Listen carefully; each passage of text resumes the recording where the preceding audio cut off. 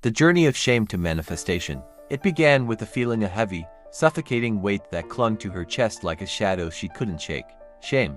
It wasn't just a word to her. It was a living, breathing entity that followed her everywhere. It whispered in her ear when she looked in the mirror, reminding her of every mistake, every misstep, every moment she wished she could erase. It was the voice that told her she wasn't enough, that she didn't deserve love, success, or peace. But deep down, she knew something had to change. She couldn't carry this weight forever.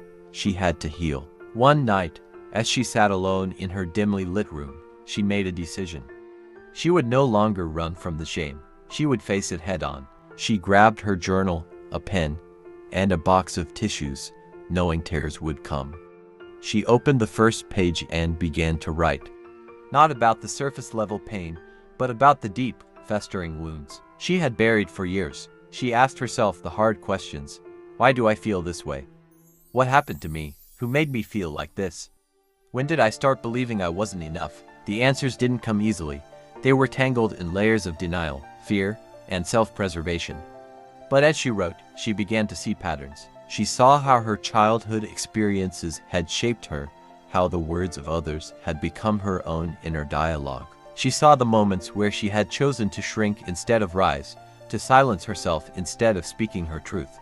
And with each revelation, she felt a small piece of the shame loosen its grip. But healing wasn't linear. There were days when the weight felt unbearable, when she wanted to numb the pain with distractions, parties, drinks, anything to avoid the quiet moments where she had to face herself. But she knew she couldn't heal and run at the same time. She had to sit with the discomfort, to feel it fully, to let it teach her. She isolated herself, not out of punishment, but out of necessity. She needed space to breathe, to think, to grow. As she dove deeper into her journaling, she began to forgive not just others, but herself. She realized that forgiveness wasn't about excusing the pain or pretending it didn't happen. It was about releasing the hold it had on her. She wrote letters she never sent, expressing her anger, her hurt, her disappointment. And then, she let them go. She forgave herself for not knowing better, for not reacting the way she wished she had.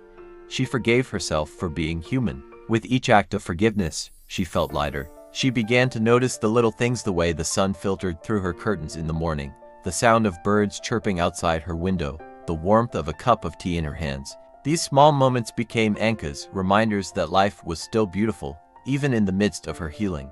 And then, something miraculous happened. As she put her intentions out into the universe with a pure heart, she began to see signs. Small, but undeniable. A stranger's kind word at just the right moment. A song on the radio that spoke directly to her soul.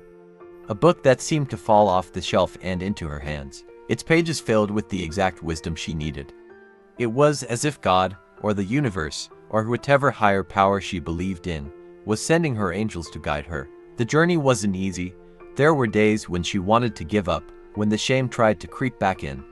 But she kept going, because she had no other choice. She wanted peace. She wanted to align her heart, her mind, and her spirit. She wanted to open the doorway to manifesting the life she deserved, a life filled with love, abundance, and self-worth. And slowly, it began to happen. She started to see herself differently, not as a victim of her past, but as a creator of her future. She began to set boundaries, to speak her truth, to honor her needs. She realized that her self-worth wasn't tied to her mistakes or the opinions of others. It was inherent, uncheckable, and hers to claim. One day, as she stood in front of the mirror, she saw a different person staring back at her. The shame was still there, but it no longer defined her. It was just a part of her story, not the whole story. She smiled, knowing she had come a long way. She had healed. She had forgiven. She had manifested a new reality for herself. And as she stepped into this new chapter of her life, she knew she was ready. Ready to embrace her blessings, to honor her self-respect, and to live with an open heart. Because she had learned the most important lesson of all: out of shame, you can manifest. But only if you're willing to heal, to forgive, and to believe in the beauty of your own journey.